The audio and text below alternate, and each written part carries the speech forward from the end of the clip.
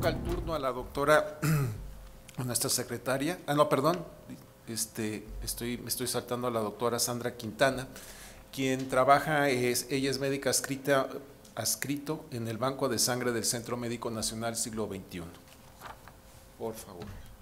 Bueno, pues muy buenas tardes. Yo voy a presentar trombosis, pero antes, bueno, agradezco al comité organizador y obviamente a la mesa directiva por la oportunidad de dar este tema. Yo creo que es un tema muy importante y sobre todo porque es demasiado amplio. No, obviamente en 30 minutos no vamos a poder tocar básicamente todo lo que quisiéramos tocar en esta enfermedad, pero creo que es una de las cosas más importantes, es la agenda que yo traigo, pero sobre todo es que considerar cuál es el impacto de la enfermedad tromboembólica. Creo que lo estamos dejando de largo nosotros como hematólogos, cuando finalmente deberíamos de tomar mucha iniciativa en las clínicas de trombosis, en las clínicas de hemostasia y trombosis, deberían de estar a cargo de nosotros como ocurre en la mayor parte del mundo. Cuando nosotros hablemos de trombosis, a lo mejor siempre hay más impacto, incluso en la familia, en relación al cáncer, en relación a la leucemia, en relación a otras patologías como incluso el SIDA o el VIH, ¿no? Bueno, por el VIH. Entonces, en ese sentido, la trombosis creo que es una alteración muy importante porque es cuando perdemos esa faceta que nos evalúa por qué nuestra sangre o nuestro tejido está completamente líquido. Y es una reflexión que tenemos que hacer porque nuestra sangre está líquida, entonces nuestra sangre en condiciones normales como está, anticoagulada.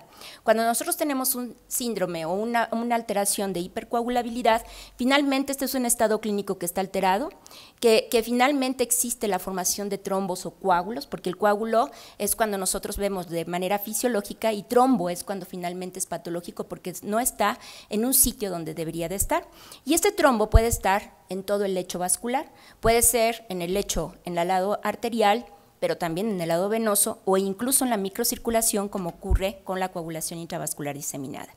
A diferencia de un agente causal que pudiera ser el que ocasiona la trombosis, esto es, confluyen muchos factores de riesgo que pueden ser intrínsecos, como los hereditarios, pero también pueden ser microambientales, como más adelante vamos a ver, incluso el paciente con cáncer. Entonces es una enfermedad que consideramos como multigénica y es una enfermedad que es la primera causa de muerte en el mundo. De hecho, de los que estamos aquí, en un momento, posiblemente más del 60%, 70%, moriremos o tendremos consecuencias de un evento trombótico, desafortunadamente.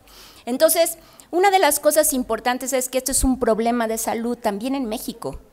Y desafortunadamente no la diagnosticamos. ¿Y cuál no diagnosticamos? La enfermedad tromboembólica venosa. Podremos diagnosticar más síndrome isquémico coronario, que en estas facetas era, en el INEGI 2007, era el segundo lugar, hoy ocupa el primer lugar. Y si sumáramos todas estas como enfermedad cerebrovascular ocasionado por un infarto cerebral, pues evidentemente también es un fenómeno de tipo trombótico. Entonces, estamos subregistrando una patología, pero desafortunadamente esta patología se está llevando vidas y sobre todo, una de las condiciones más importantes que pudiera ser así como muy amarillista, es que es silenciosa desafortunadamente. Entonces, el reto es diagnosticar la enfermedad como tal. Estos son ejemplos de los americanos, del American Heart Association, en donde si ustedes ven, siempre se le teme más al infarto y vean la incidencia por año y vean la tasa de mortalidad que tienen en los Estados Unidos. De hecho, ellos están haciendo muchas cosas desde el punto de vista con la CDC para tratar de disminuir esa brecha y sobre todo cuál es la enfermedad más importante para ellos que consideran. Es la enfermedad tromboembólica venosa, que incluye la trombosis venosa profunda y la embolia pulmonar. Pero vean cuántos casos son por años y de estos, cuántos se mueren. La tercera parte se está muriendo a consecuencia de un evento tromboembólico venoso y sobre todo pues la causa de muerte es la embolia pulmonar porque hay una falla del corazón, de ventrículo derecho, y por eso es la causa de muerte en estos pacientes. Entonces realmente excede la enfermedad tromboembólica venosa y es un reto para todos los que estamos aquí porque tenemos que pensar que esta patología está asociada a la muerte. Y una de las cosas muy importantes, porque tenemos advenimientos de terapias, tenemos tratamientos estándar que nos han funcionado durante muchísimos años, pero el problema es aquí que es muy importante. La mayoría de las muertes se asocia por falta de diagnóstico, no porque el tratamiento no sirve. Entonces algo muy importante, porque a veces decimos, ya le dimos heparinas, pero probablemente le estamos dando heparinas en dosis profilácticos y no en dosis terapéuticas, cuando evidentemente el tratamiento es completamente diferente. Y eso es algo importante porque finalmente la recurrencia puede ser en el primer mes, en el primer año o incluso años más tarde.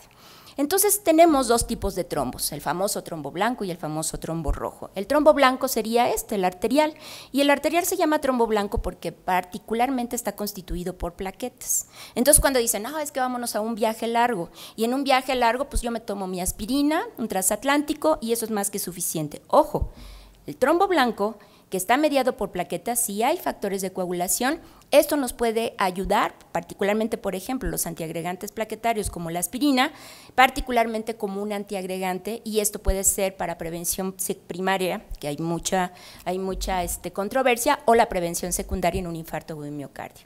Pero para una trombosis venosa, esos viajes largos, por ejemplo, evidentemente están asociados más con trombosis venosa profunda, y esto es evidentemente porque hay un problema que va a acumularse, va a haber una estasis venosa y muchos otros factores que es multigénica, ¿no? Como decíamos. Pero vean dónde se acumula. Evidentemente después cuando vemos aquí las válvulas en el sistema venoso.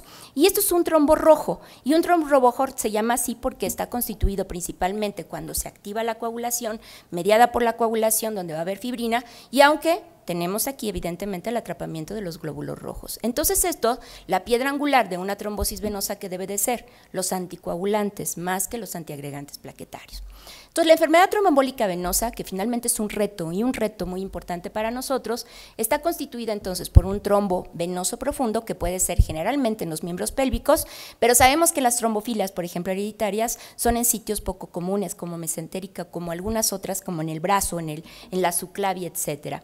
Pero este trombo, indefinidamente, dependiendo de que sea a nivel de miembros pélvicos o en alguna otra parte del cuerpo, es un trombo que se va a alojar en el sistema profundo de las venas, no en el sistema superficial, que sería otra causa diferente. Este trombo, que se puede alojar, que puede ser nada más distal, puede ser distal o proximal, o solamente proximal, estos cuando son proximales son y tienen mucho más riesgo de hacer una embolia pulmonar. Y estos se embolizan, se rompen, se fracturan, van a circular por todo el sistema venoso, llegan al corazón y pasan a los pulmones. Aunque se depositan evidentemente en las arterias, son trombos de tipo venoso, y estos trombos se van a alojar finalmente en el pulmón y puede ser submasiva, pero muchas de estas veces es masiva, y esto causa la muerte por una falla a nivel cardíaco y la disnea o esas muertes súbitas que llamamos. Entonces eso es lo que llamamos la embolia pulmonar. Entonces ese binomio lo constituye en esta patología.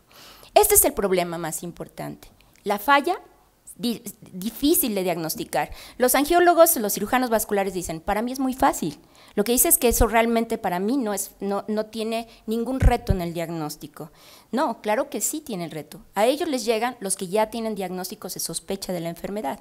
Pero lo que tenemos que hacer, el reto más importante, es diagnosticarlos, porque desafortunadamente más del 70% son embolias pulmonares detectadas después de la muerte y el 80% son asintomáticas. Entonces eso es un reto realmente que tenemos que pensar.